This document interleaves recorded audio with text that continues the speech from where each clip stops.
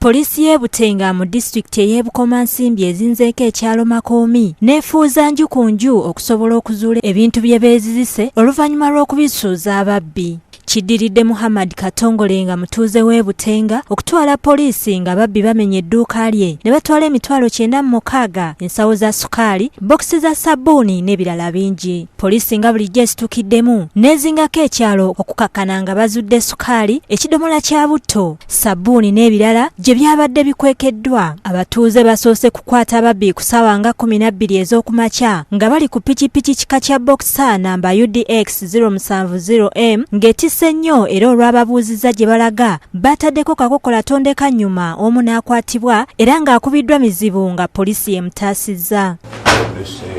Ani nani? Saamu nani? Ani gw'omanyi? Saamu abeerawo. Osi w'e Butenga Bagarukayo yeebazizza abantu olw'okutegeeza poliisi mu bwangu naye n'abategeeza nti ebintu byonna ebiba bisuuziddwa ababbi biweebwayo eri poliisi. Kye mbagamba abataka bwe nga mukutte ebintu mugezaako okukuuma ne mukubira poliisi nejja kubanga oluusi bwe mubba oba ne mutwala tukitwala nti naamwe mwabbye. Omubbi atwaliddwa mu ddwaliro e Butenga ajjanjabibwe oluvannyuma atwalibwe mu mbuga z'amateeka avunaanibwe. Dick Mutebi Galiwango yakusagidde eggulire lino ku Rabukedde TV.